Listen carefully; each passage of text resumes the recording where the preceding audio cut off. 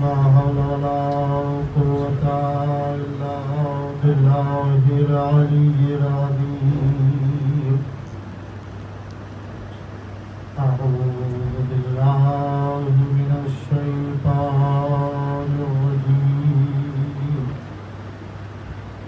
بسم الله الرحمن الرحيم. الحمد لله الذي لا يبلغ مدحته القائلون ولا يحصي نعماه العادون ولا يحادي حقه المجتهدون الذي لا يدركه بعد الهمم ولا يناله غوص الفتن الذي ليس لصفته حد محدود ولا نعت موجود ولا وقت معدود ولا أجل ممدود فطر الخلائق بقدرته ونشر الرياح برحمته.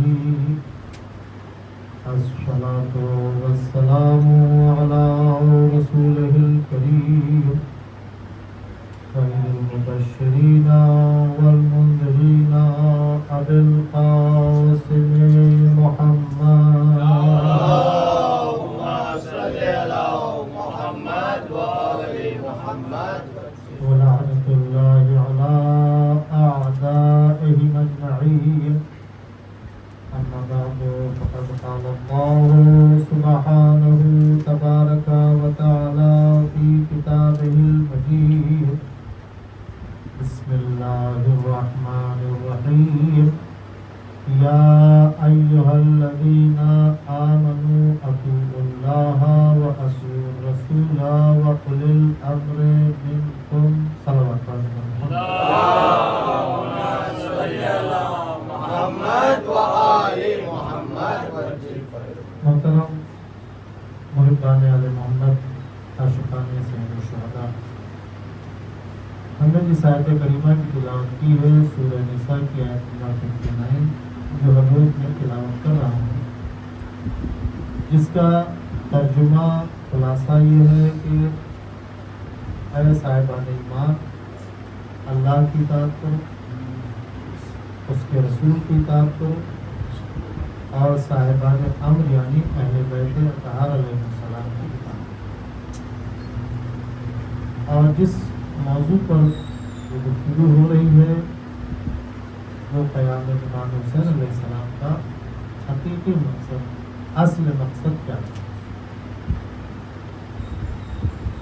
جب ہم اس آیت کریمہ کو غور سے تحقیقی نظر سے، ریسرچ کی نظر سے دیکھتے ہیں تو اس میں بہت سارے معنی مطابق ہیں. جو سب سے پہلا حکم ہے وہ ہے اللہ کی اطاعت. اللہ کون؟ کبھی ملا ہے؟ مل سکتا ہے؟ ملے گا؟ ماضی میں کسی کو ملا ہے؟ وہ زمانہ گزر گیا ہے، کسی کو ملا ہے؟ حال موجودہ زمانے میں کسی کو ملا ہے؟ مستقبل کسی کو مل سکتا ہے؟ یہ ایک سوال ہے کہ نہیں ہے؟ کیا خدا کبھی ملا ہے؟ ملے گا؟ مل چکا ہے؟ میں کہتا ہوں یہ سوال ہی غلط ہے. خدا دور کب تھا جو ملے گا؟ خدا غائب تک کب تھا کہ ڈھونڈا جائے گا؟ خدا تو ہمیشہ سے ہے، ہر جگہ ہے. اب وہ تو کہہ رہا ہے کہ میں تم سے اتنے قریب ہوں کہ جو تمہاری یہ شہرہ ہے اس کے کٹنے سے انسان مر جاتا ہے، اس سے بھی زیادہ قریب. تم سوچتے ہو میں سن لیتا ہوں، تو پھر خدا کہاں سے دور ہو؟ خدا کی تلاش کہاں ہے؟ خدا کو تلاش کرنے کی ضرورت ہے کیا؟ تلاش اسے کیا جاتا ہے جو غائب ہے، جو کھو جاتا ہے. سنایا اسے جاتا ہے جو سنتا نہیں ہے، وہ تو دل کی دھڑکن بھی سنتا ہے۔ تو خدا کی تلاش کبھی تھی ہی نہیں، خدا تو ہر جگہ موجود ہے۔ اس نے تو ہم کو بتایا ہے کہ ہم یہاں ہیں، تم گھبراؤ نہیں، تم زمین پر جاؤ، جہاں سے تم پکارو گے ہم سنیں گے۔ تم اگر سمندروں کی گہرائی میں سے پکارو گے ہم، زمین کی گہرائی میں چلے جاؤ گے وہاں بھی ہم تمہارے ساتھ۔ آپ دیکھیں انسان کے پاس جب کوئی سہارا نہیں بچتا ہے تو صرف ایک ہی سہارا ہوتا ہے، وہ خدا کے ساتھ۔ سب سے پہلا مرحلہ خدا کی اطاعت کرنا۔ اطاعت سے مراد کیا ہوتا ہے؟ اطاعت سے مراد ہوتا ہے کہنا ماننا، جو وہ کہے وہ مان لے، جیسا کہے ویسا ہی مان لینا، اس کے اوپر کوئی چون چرا۔ تو اس نے اطاعت کا حکم دیا ہی کیوں؟ پیدا کر دیا تھا، نعمتیں دے دی تھی، گھومو پھرو واپس جنت میں آ جاؤ، جیسے ہم لوگ کرتے ہیں اپنے بچوں کے لیے، یہی کرتے ہیں نا۔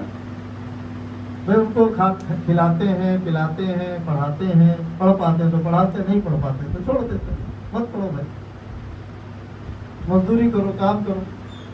اس کے بعد کیا ہوتا ہے؟ گھر چلے آؤ، اتنا ہی تو نام ہے۔ خدا وحدہ لا شریک ہے، تو رحمان و رحیم ہے، اتنے جھنجھٹ میں ہمیں کیوں ڈالنا ہے؟ تو خدا نے ہم کو جو پیدا کیا ہے وہ اس دنیا کو آباد کرنے کے لیے پیدا کیا ہے۔ اس کا مقصد تھا دنیا کو آباد کرنا۔ جب دنیا کو آباد کرنا ہے، یعنی کسی چیز کو جب آباد کرنا ہے، کسی مقام کو جب آباد کرنا ہے تو اس آباد کرنے کے لیے کچھ قاعدے قانون بنائے جائیں۔ جیسے آپ کو گھر بنانے راستہ ہی نہ چھوڑیے، نکلیں گے کہاں سے؟ بستی بسانے کے قانون ہیں کہ نہیں ہے؟ کہ بستی ایسے بسائی جائے کہ سب کے دروازے پہ گاڑی گھوڑے آتے آئے چلے جائیں، نکل جائیں، رہنے والوں کو تکلیف نہ ہو، پڑوسی سے نفرت نہ کرے۔ یہی طریقہ ہے۔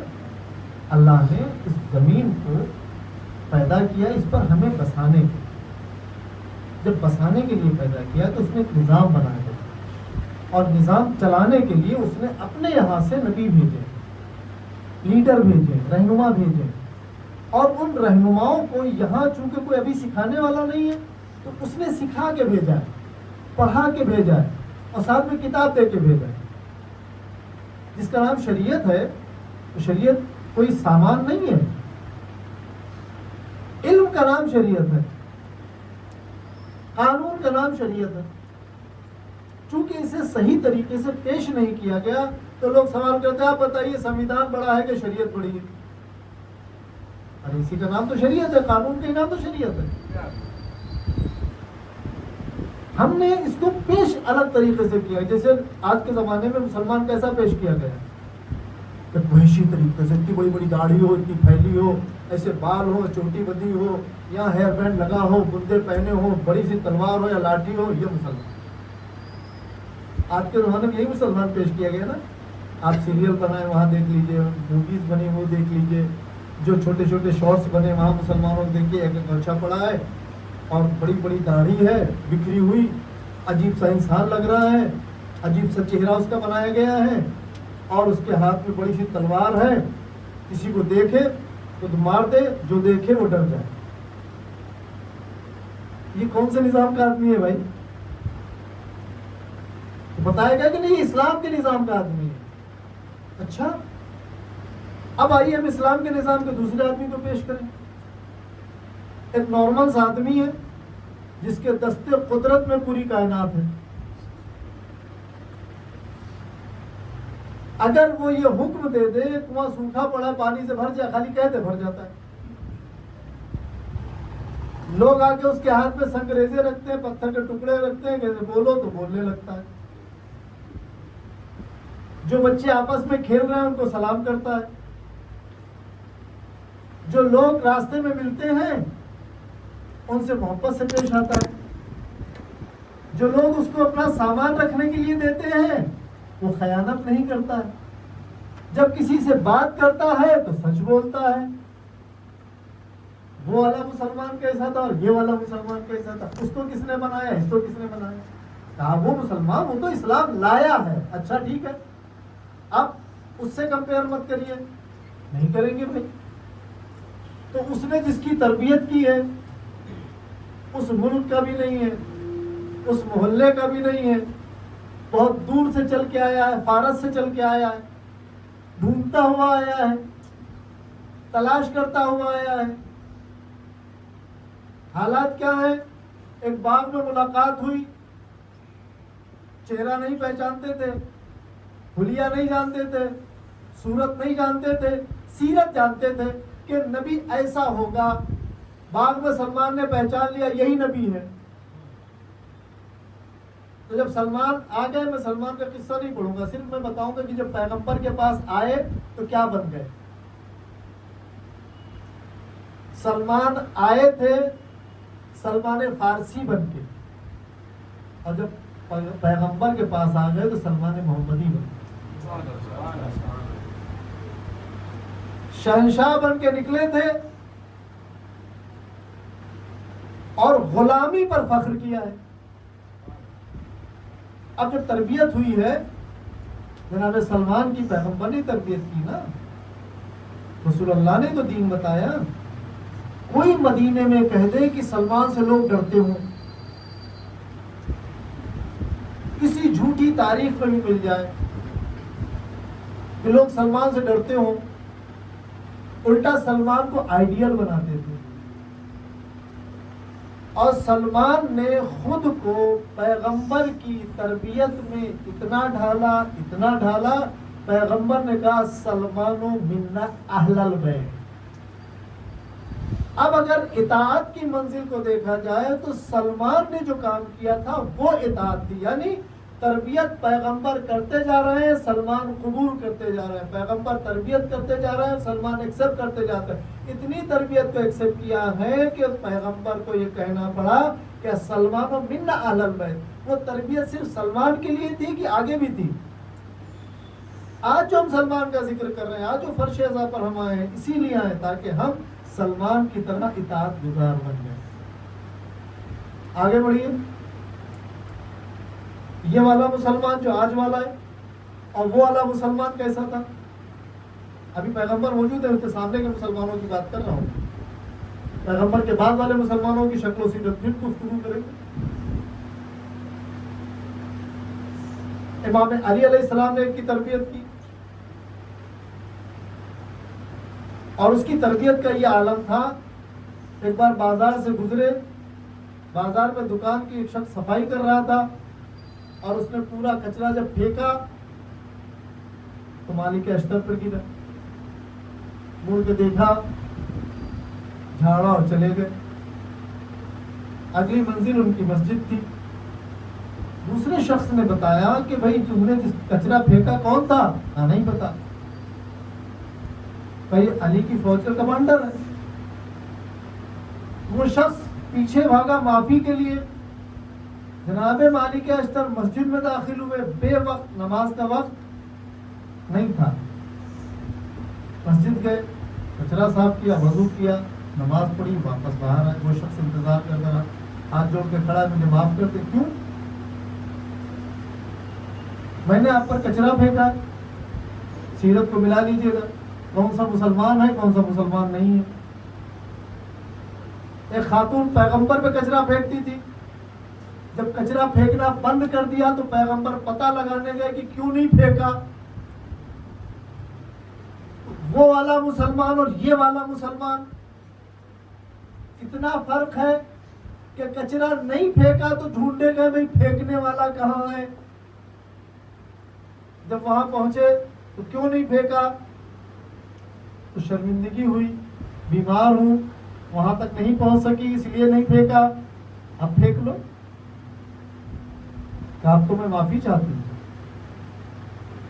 اور مجھے کلمہ پڑھائیے۔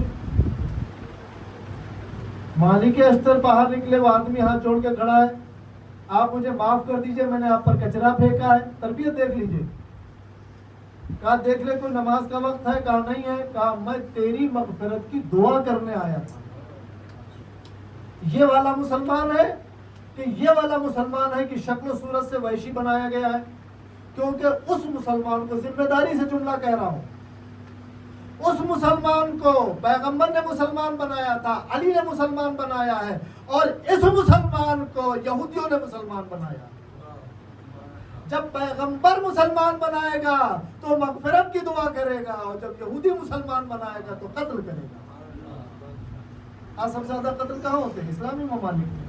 हम कहाँ पढ़ते हैं? इस्लामी ममालिक में कत्ल कौन किया जाता है? ये मुसलमान को कत्ल। क्या मुश्किल है इस मुसलमान को इस मुसलमान से? एक मुसलमान को मुसलमान से मुश्किल होना चाहिए क्या? नहीं होना चाहिए। तो इस्लाम के दो हिस्से जो हुए हैं, एक इस्लाम वो जो यहूदियों ने बनाया था, और एक इस्लाम वो जो पैगंबर ने दिया था। ये बनाया हुआ इस्लाम है, दिया हुआ इस्लाम है। बनाए हुए, बड़ी जिम्मेदारी के साथ फिर जुमला कर रहा हूं, बनाए हुए इस्लाम में खुदा ढूंढना पड़ता है, और पैगंबर के दिए हुए इस्लाम में खुदा साथ रहता है।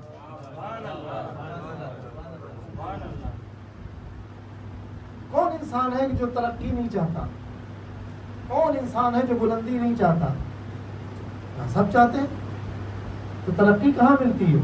अगर आप बिजनेस में है तो बिजनेस में मिलेगी, नौकरी में है तो नौकरी में मिलेगी, खेती में है तो खेती में मिलेगी। आप खेती करें और बिजनेस में तरक्की चाहें तो नहीं होगा। जिस फील्ड में आप मेहनत करेंगे उसी फील्ड में आपको तरक्की मिलेगी, उसी फील्ड में आप कामयाब होंगे। ये दुनिया अल्लाह ने हमें बसाने के लिए भेजी, इसलिए कहा तो इताअत करो। और इताअत का मतलब चूमना नहीं होता है, इताअत का मतलब बोसा देना नहीं होता है। बोसा देने वाले भूल जाते हैं और तरबियत हासिल करने वाले कभी भूलते नहीं हैं। पैगंबर अकरम की बज़्म में ऐसे लोग भी थे जो इमाम हसन और इमाम हुसैन अलैहिस्सलाम आते तो उनके हाथों का बोसा देते थे, और ऐसे लोग भी थे जो खड़े होकर उनके आने का इंतजार करते थे। बोसा लेने वाले भूल गए कि इसी दरवाजे पर बोसा लेते थे, वो दरवाजा जला दिया, और तरबियत हासिल करने वाले उस दरवाजे पर खड़े रहे, आज तक खड़े। तो हम इताअत के नाम पर तरबियत हासिल करना है, और उस तरबियत को अपनी जिंदगी में, अपनी लाइफ में अप्लाई करना है, उस पर चलना है। इसका नाम है इताअत। बोसा देने का नाम इताअत नहीं है, चूमने का नाम इताअत नहीं है, चढ़ावा चढ़ाने का नाम इताअत नहीं है, मिठाइयाँ चढ़ाने का नाम इताअत नहीं है, फूल और हार चढ़ा देने का नाम इताअत नहीं है। इताअत का मतलब है जो कुछ कहा गया है हूबहू वैसे ही करो। जैसे नमाज में इताअत क्या है? सुबह की कितनी पढ़ना है? इताअत यह है कि दो कहिए दो पढ़िए। आज छुट्टी है, सुबह फ्रेश भी हूं, 4 पढ़ लूं। नमाज ही अच्छा ही काम तो है, बुरा काम तो नहीं नमाज पढ़ना। नमाज पढ़ना कोई बुरा काम तो नहीं है ना। 4 पढ़ लेता हूँ तो फ्रेश हूँ, बिल्कुल ठीक ठाक हूँ, अच्छा लग रहा है। 8 पढ़ सकता हूँ, पढ़ सकते हैं क्या? नमाज होगी वो तो नमाज नहीं होगी। कितनी रकअत होगी? क्या 2 पढ़नी। आप चाहे फ्रेश हो या सुस्त हो, इताअत यह है कि 2 ही पढ़ना है। मैं सफर पे गया हूं और मेरा कोई काम भी नहीं है, होटल भी अच्छा है, जोहर की 8 पढ़ लेता हूं। पढ़ सकते हैं? आप कहेंगे नहीं पढ़ सकते। नमाज तो बुरी चीज नहीं है ना, नमाज बुरी नहीं है, लेकिन जैसे ही आप 4 से 8 पर जाएंगे तो इताअत से निकल जाएंगे। नमाज हमें इताअत सिखाती है कि इतना ही करना है, इससे ज्यादा नहीं करना। रुकू 1 तो 1, 2-4 मिनट का 2-4 मिनट का, 2-3 घंटे 2-3 दिन का रुकू नहीं। सजदे 2 तो 2 ही, 4 कर लूं ना। सजदा बुरी चीज है क्या? ये हमें इताअत सिखाती। जिस तरह हम नमाज में صرف اطاعت سے اتنا ہی کام کریں گے جتنا ہمیں حکم دیا گیا. 2 تو 2, 4 تو 4, 3 تو 3, 3.25, 3.5, 3.25 نہیں ہو سکتی. بالکل اسی طریقے سے ہم ذکر اہل بیت کی سیرت میں بھی ہمیں اتنا ہی کرنا ہے جتنا اہل بیت نے ہمیں بتایا. اپنی طرف سے ایڈ نہیں کرتے. جیسے ایڈ کریں گے اطاعت سے نکل جائیں گے, اور جیسے اطاعت سے نکلیں گے تو پھر آپ جانے اور آپ کا کام جانے. اطاعت جیسا کہا گیا ویسا ہی کرنا. آج ہم جو جمع ہوتے ہیں وہ کس مقصد سے جمع ہے؟ اطاعت کے لیے. اطاعت ہی تو ہے. امام حسین علیہ السلام کے نام پر کیوں جمع ہے؟ ایونٹ ہے, پروگرام ہے, رسم ہے. اطاعت کے نام پہ جمع. کیونکہ میرے امام کی عظمت کو نہیں سمجھا گیا, آج ہم عظمت سمجھانے بیٹھے. امام پہ نہیں رویا گیا, ان کی مظلومیت پہ نہیں رویا گیا, ہم رونے بیٹھے. اسی لیے تو جمع ہوتے ہیں نا, اس کے علاوہ تو کوئی مقصد نہیں ہے نا. ان کے اہل و عیال کو پانی نہیں دیا گیا, اس لیے پانی پلاتے ہیں. ان کے اہل و عیال کو کھانا نہیں کھانے دیا گیا, کھانا ختم کیا, چھین لیا گیا, ہم لوگوں کو کھانا کھلاتے ہیں. یہ اطاعت ہی تو ہے. اب ہم جو پانی پلانے نکلے ہیں, کون سا پانی پلانا ہے؟ ایک آدمی پانی اپنے ریڑی میں بھر کے لیا, ہم نے چھین لیا اور بانٹ دیا. یتیموں کو دے دیا, غریبوں کو دے دیا. آپ نے سنا نا امام کے زمانے میں ایک شخص روٹی چوری کرتا تھا, ہاسپٹلوں میں غریبوں کو, بیواؤں کو بانٹ کے آتا تھا. کیوں بانٹ کے آتا تھا؟ اور یہ چوری کیوں کرتا تھا؟ پیسے والا تھا نہیں کہ خریدتا, یا اتنا بڑا دل نہیں تھا, خریدتا اور بانٹتا. تو اس نے سنا تھا کہ ایک نیکی کا بدلہ 70 نیکی, اور ایک گناہ کا گناہ 1, سزا 1. تو سوچتا تھا کہ میں ایک گناہ کروں گا اور ادھر 70 نیکیاں کما لوں گا. تو وہ جو ایک گناہ ہے اور یہ جو 70 نیکیاں ہیں, وہ چوری کے پیسے کی 70 نیکیاں نہیں ملیں گی. کہ جو ہم پانی پلانے نکلے ہیں, یہ پانی پاکیزہ ہو, غصبی نہ ہو, چھینا ہوا نہ ہو, چوری والا نہ ہو, کسی کا نہ ہو. تو ہم پانی پلانے نکلے, لیکن ہم نے جس پیسے سے پانی خریدا ہے اس کا خمس نہیں نکالا. نظام الہی سے ہٹ کے کام کر رہے ہیں. دیکھیے اطاعت میں فرق آنے لگا ہے, اس کا خمس نہیں نکالا ہے. قرآن کیا کہہ رہا ہے؟ خمس نکالو تاکہ تمہارا پیسہ پاکیزہ ہو جائے. نجاست صرف وہ نجاست نہیں ہے جو نالی میں یا کوئی اور پڑی ہے پانی میں گر جائے, پانی نجیس ہو جائے. نجاست وہ بھی ہے کہ جو شرعی احکام ہے اسے انجام نہ دیا گیا, جسے گناہ نجیس ہے. لفظ گناہ جو ہے وہ نجاست میں شمار ہوگا. ہم نے خمس نہیں نکالا, پیسہ پاک ہوا کیا؟ آپ کہیں کہ پاک نہیں ہوا. نجیس پیسے سے خریدا ہوا سامان سنا. تو ہم کیا نکلے بانٹنے؟ پہلے ہم اطاعت کریں. کم بانٹیں, 1 باٹل بانٹیں, 1 گھونٹ بانٹیں, 1 گلاس لے آئے. ضروری نہیں بہت سارا ہو. اللہ کی بارگاہ میں بہت سارے کی ضرورت نہیں ہے, خلوص کی ضرورت ہے. تو میں پہلے بہت سارے اس طرح واقعات پڑھے جاتے تھے کہ ایک شخص امام علی علیہ السلام کے پاس آیا, مولا بھوکا ہوں, روٹی چاہیے. تو جناب کمر سے کمر روٹی دے دو. تو مولا روٹی تو ناکے پر ہے, ناکہ دے دو. ناکہ تو قطار میں ہے, بیچ میں ہے, مطلب 20-25 اونٹ آگے ہیں, 20-25 اونٹ پیچھے ہیں, قطار دے دو. کم تھا کہ زیادہ تھا, مانگی تو 1 روٹی تھی, وہاں قطار مل رہی ہے.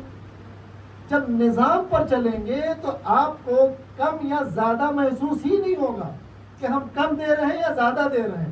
ہم اس کی ضرورت پوری کر رہے ہیں. تو ہم جس نظام پر چلنا چاہتے ہیں, ہم جو جمع ہوئے نظام کے لیے جمع, اطاعت کے لیے جمع. امام حسین علیہ السلام جو نکلے ہیں وہ کس لیے نکلے ہیں؟ حکومت کے لیے, دولت کے لیے, سیر و تفریح کے لیے, کسی کو قتل کرنے کے لیے, حکومت حاصل کرنے کے نہیں. چھوٹا سا جملہ کہا, میں اصلاح امت کے لیے نکلا ہوں, امر بالمعروف نہیں عن المنکر کے لیے نکلا ہوں. تو امام کو اس کام کے لیے روکنے کے لیے کتنے لوگ آئے؟ اس کام میں تو لوگوں کو ساتھ ہونا چاہیے تھا, لیکن لوگ رخ بدل کے بات کر رہے ہیں. رخ کیا بدلا ہوا ہے؟ رخ یہ بدلا ہوا ہے کہ آپ عراق مت جائیے, آپ کی جان کو خطرہ ہے. بھائی امر بالمعروف کی بات ہے, تم جان کی بات لے کے آ رہے ہیں. امام کہہ رہے ہیں میں اصلاح کے لیے نکلا ہوں, آپ مسلمان ہیں, آپ کیا کہیں گے؟ ہم بھی اصلاح کے لیے چل رہے ہیں, یہ کہنا چاہیے نا کہ مت جائیے وہاں, وہ آپ لوگ آپ کو مار ڈالیں گے, وہ آپ کا قتل کر دیں گے, آپ کے اہل و عیال کو اسیر بنا لیں گے, آپ کا مال و دولت چھین لیں گے. اس سوال کا جواب یہی ہے کیا؟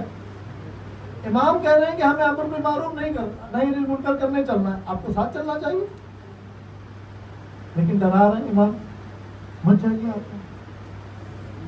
آپ کو مار ڈالیں گے. اس کا مطلب یہ لوگ دو چیزوں سے واقف تھے,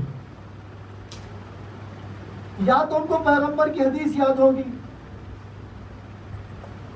کہ میرا حسین جب نکلے تو تم ساتھ جانا, کیونکہ وہ اصلاح امت کے لیے نکلے گا, اسے شہید کیا جائے گا. یا تو انہیں یہ پتا ہوگا, یا تو وہ یزید کی پلاننگ سے واقف ہوں گے, دو چیزیں ہو سکتی ہیں.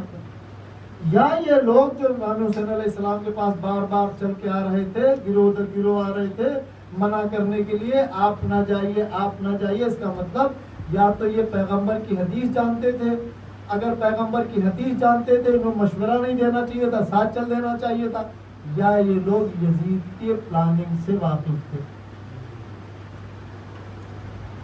دونوں صورتوں میں امام کے ساتھ جانا چاہیے. اگر آپ یزید کی پلاننگ سے واقف تھے تو آپ اپنے اہل و عیال اور تمام سردار اور تمام مال و دولت اپنے جوانوں کے ساتھ امام کے ساتھ ہو لیتے اور یہ کہتے دیکھو یزید کیا بگاڑے گا حسین کا, مشورہ دیتے. روکتے نہیں, ساتھ چلتے. جب آپ تاریخ پڑھیں گے تو آپ کو لگے گا کتنے لوگ امام کے ساتھ مدینے سے چلے, کتنے مکے سے چلے. لوگ آ کے مشورہ دے رہے تھے, روک رہے تھے, مت جائیے, مت جائیے, مت جائیے. یہ کیوں نہیں کہہ رہے تھے سارے کے سارے اکٹھا ہوتے, اپنے اپنے جوان جمع کرتے, سب یزید کے دربار پہنچ جاتے. کیا کرنے جا رہا ہے بھائی؟ نہیں ہے نا. لوگوں کو یہ ڈر تھا, وہاں نہیں جا سکتے. ابن زیاد کے پاس پہنچ جاتے. اصل میں یہ لوگ واقف تھے دونوں چیزوں سے. پیغمبر کی حدیث, تو پیغمبر بہت ہی بڑوں میں بھی زمانے گزرا ہے کہ ابھی تو تھے, وہ نسل تو موجود ہے جنہوں نے پیغمبر کو دیکھا مدینے میں, مکے میں, لیکن امام کے ساتھ نہیں گئے. امام کو مشورہ دیا, رائے دی, آپ ادھر مت جائیے, ادھر مت جائیے, یہ مت کریے, وہ مت کریے. تو کیا یہ امام کے اطاعت گزار کہلائیں گے؟ ہرگز اطاعت گزار تو نہیں کہلائیں. اطاعت گزار کیسے ہوتے ہیں؟ میں نے آپ کو دو مثالیں دی. جناب سلمان کی مثال, اور مثالیں اور بہت ساری ہیں. جناب سلمان کی مثال ہے جنہوں نے پیغمبر کی ایسی اطاعت کی, پیغمبر نے کہا میرے اہل بیت میں سے, جبکہ وہ عرب نہیں تھے, ایرانی تھے. مالک اشتر کے لیے امام علی علیہ السلام نے کہا جس طرح میں رسول کے لیے ہوں اسی طرح مالک اشتر میرے لیے. جناب ابو ذر کو مدینے سے جلا وطن کیا جا رہا, نکالا جا رہا ہے, رخصت کرنے کون آیا؟ امام علی, امام حسن اور امام حسین رخصت کرنے ہیں. ان کو تو کہنا چاہیے مولا کیا کر رہے ہیں آپ, میں آپ کی محبت میں نکالا جا رہا ہوں, آپ مجھے رخصت کرنے ہیں, حکومت میں آپ کو جانا چاہیے تھا. اطاعت یہ کہتی ہے کہ امام سے سوال نہ کیا جائے.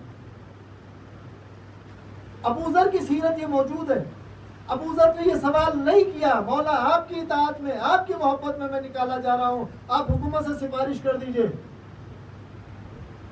اور خوشی خوشی چلے گئے.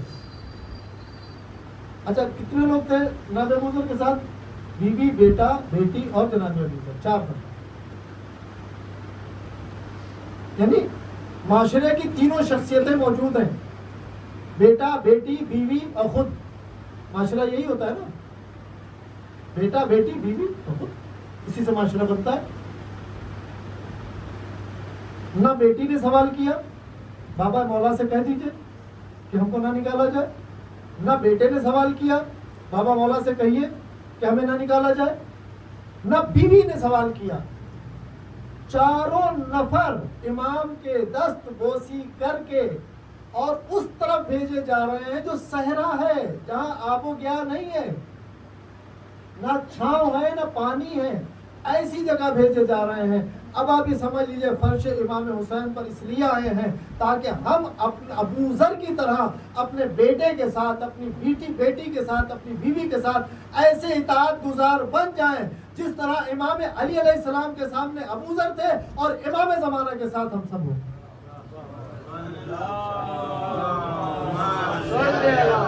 محمد و آل محمد.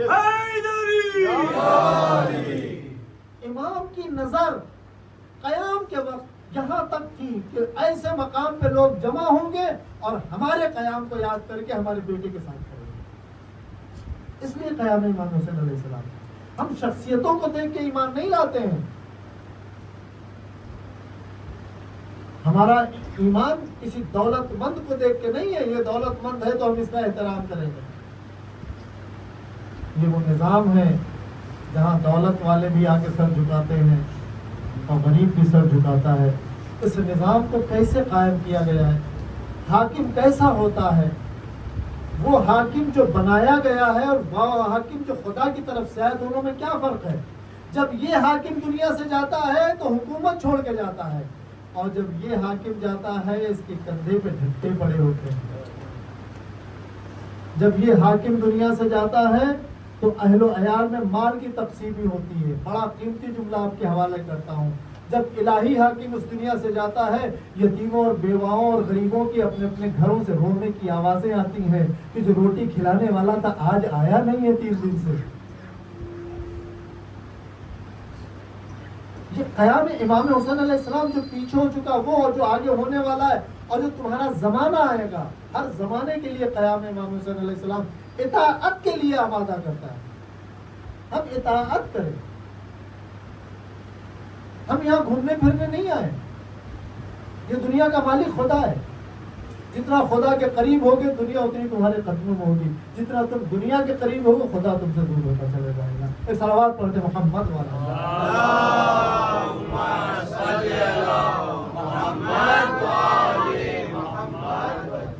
یہاں بیچ میں روک کے میں آپ سے 2-3 باتیں کہنا چاہتا ہوں کہ الحمدللہ آپ لوگوں نے جو محنت کی ہے یہاں تک اور اہل بیت کے تذکرے کے لیے اتنی اچھی جگہ بنائی ہے، اور میری خواہش یہ ہے کہ سب لوگ پھر سے جمع ہوں اور اس عمارت کو دوبارہ بنانے کے لیے کوشش کریں تاکہ جو کنجسٹڈ ہوتا ہے کھل کے ہو. میں آپ سب سے گزارش کروں گا دامے درہمے سخنے ہر لحاظ سے باغ زہرا کی مدد کریں اور یہ عمارت ایک نئی عمارت بن کے تیار. نعرہ حیدری،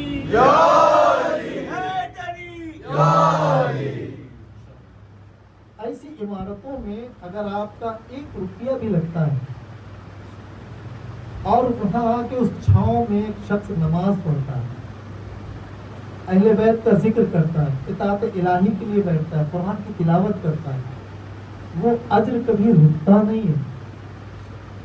جاری پانی کیا ہوتا ہے؟ جو بہتا رہتا ہے. یہ بھی ثواب جاریہ ہوتا ہے جو قیامت تک آپ کو ملتا ہی رہے گا.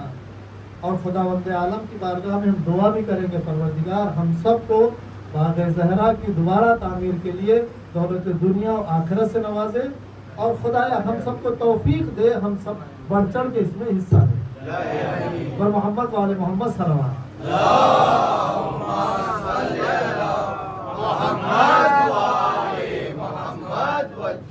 یہ میں نے مومنین سے کیا. اب میں خواہران سے بھی گزارش کرتا ہوں کہ جو خواہران واقعا یہ چاہتے ہیں کہ ان کو اللہ جنت میں زیورات سے نوازے تو آپ اپنے پیسوں سے اپنے زیور سے اس بیوی کے بیٹے کے عزاخانے میں لگائیں جس کی بیٹی کے در ظالموں نے چھین لیے تھے.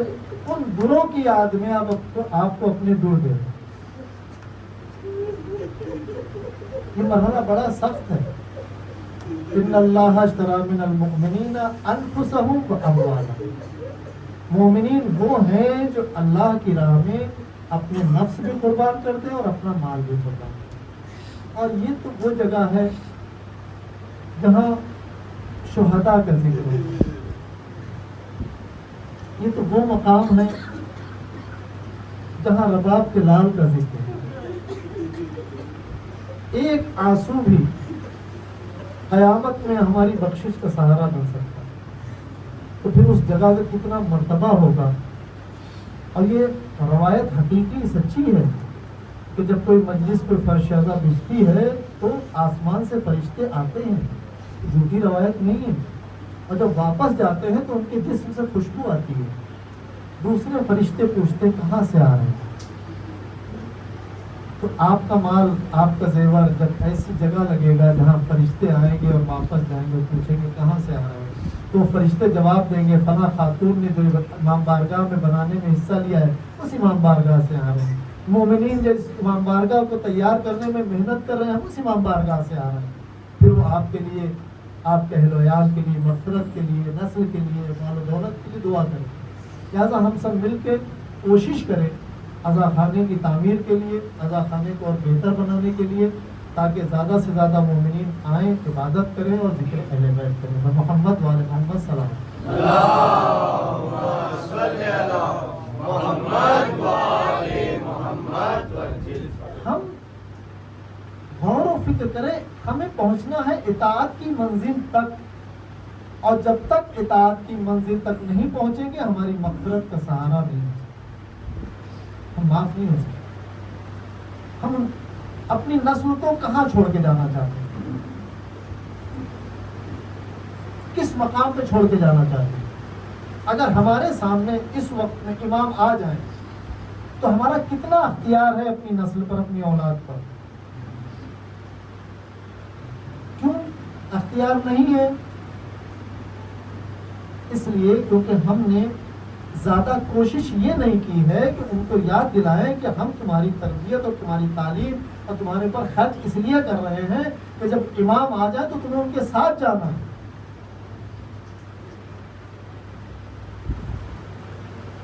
انجام کیا ہوگا وہ تمہیں نہیں سوچنا ہے. ہر سال ہم ان ماؤں کا تذکرہ کرتے ہیں,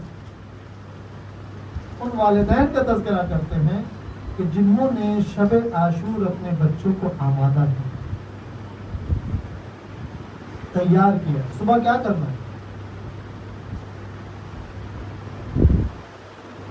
تمہیں کس مقام پہ جانا ہے؟ کچھ نہیں کرنا ہے. پھر تمہاری موجودگی میں میرے امام کو اذیت نہیں ہو, بس میں یہ چاہتی ہوں. میں تمہیں معاف نہیں کروں. اولادیں ہل گئی, جوان ہل گئے, بچے ہل گئے. ماں اگر معاف نہیں کی, یہ کون سے بچے ہیں جن بچوں کو پتا ہے کہ یہ وہ ماں ہے کہ جس کے قدموں کے نیچے گئے,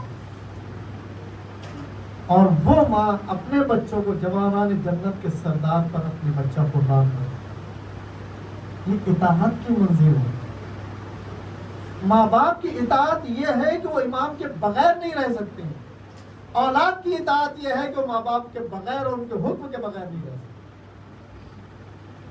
کسی نے بھی کربلا کے میدان میں اپنے والدین کی بات کو ٹھکرایا نہیں, بلکہ صبح عاشور یہ معاملہ تھا کہ کون پہلے جائے. کسی ماں نے اجازت نہیں دی واپس خیمے میں. ہر ایک چاہتا تھا کہ پہلے ہم قربان. ہر ماں چاہتی تھی پہلے میرا بیٹا جائے. یہ کون سی مائیں تھی, کہاں سے آئی تھی؟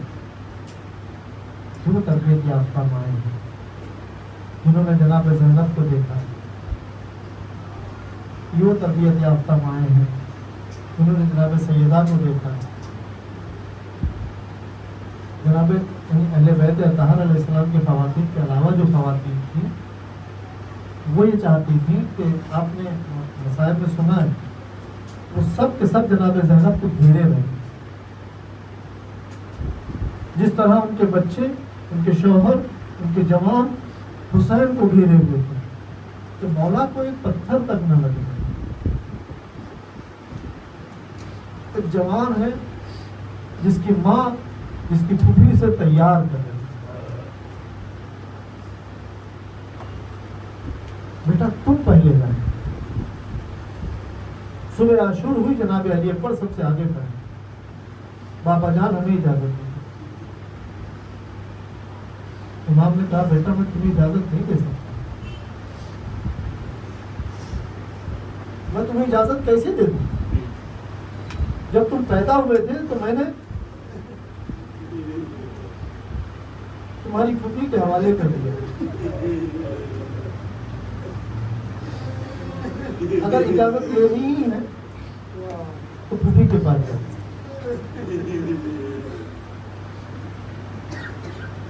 پھوپھی کے پاس پہنچے، پھوپھی اماں، پھوپھی نے کہا کہ جس نے تمہیں پیدا کیا اس کا حق پہلے ہے، ماں کے پاس جاؤ۔ جب ماں کے پاس جناب اکبر گئے ہیں تو ماں سے کہا ہے مادر گرامی آپ کا بیٹا بہتر ہے کہ فاطمہ کا بیٹا بہتر ہے؟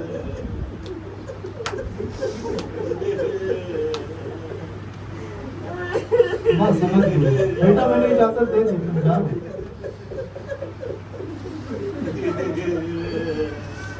پھوپھی نے اجازت دی، ماں سے اجازت دی، بابا میں اجازت لے کے آ گیا۔ امام نے بڑا سخت مرحلہ ہے، وہ جاتا واپس نہیں آتا۔ اب حسین کا آخری سہارا ہے۔ امام حسین علیہ السلام نے گھوڑے پہ سوار کیا، رخصت کر دیا۔ جناب علی اکبر کو آہٹ محسوس ہے، پیچھے آ رہا ہے، مڑ کے دیکھا بابا آ رہا ہے۔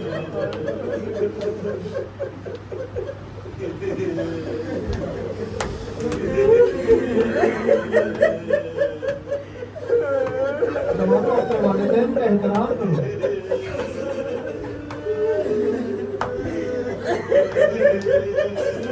تمہیں پتا جب تم جوان ہو جاتے ہو تو حسین کا جملہ اس میں یاد ہو جاتا ہے۔ بوڑھے والدین کو کتنی تکلیف ہوتی ہے جب جوان بیٹا ان سے جدا ہوتا ہے۔ ماں باپ کو اجازت دے چکے ہیں نا، اب جانے دیجیے۔ کہا بیٹا کیونکہ تم صاحب اولاد نہیں ہے، اس لیے جوان اولاد کی جدائی کا غم تمہیں نہیں پتا ہے۔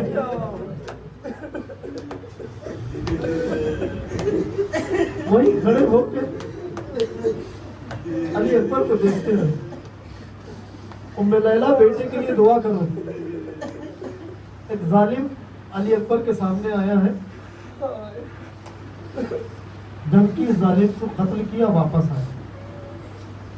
آپ بہت پیاس لگا،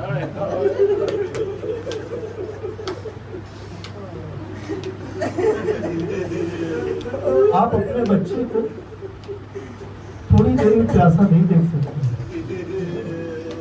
ماں باپ کی محبت یہ ہوتی ہے، خود نہیں کھاتے بچوں کے لیے۔ آپ مجلس سے جاتے ہیں، اگر بچہ نہیں آیا ہے تبرک ہاتھ میں پکڑ کے جاتے ہیں، صبح اٹھے گا تو میرا بچہ لے گا۔ ایسے عالم غربت میں جوان، ایسا جوان جو پیغمبر کی صورت رکھتا ہے۔ بابا میں تھوڑا سا پانی مل جاتا میں فوجی اشکیا کو فنا کر دیتا ہے۔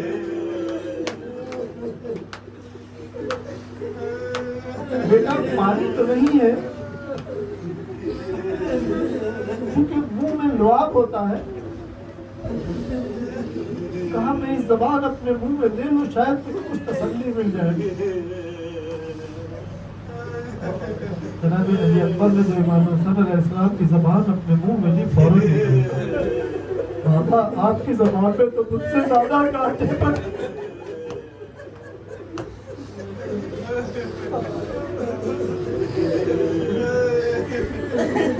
दोबारा मैदान जिहाद में पहुंच गए।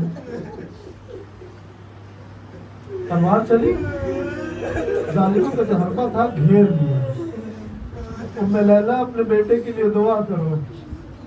अकबर ये जानते थे कि अब बाबा के साथ कोई आने वाला नहीं है, इसलिए ये नहीं कहा बाबा मदद के लिए आइए, आवाज दी बाबा अकबर का आखिरी सलाम लीजिए। जब हुसैन ने अकबर की आवाज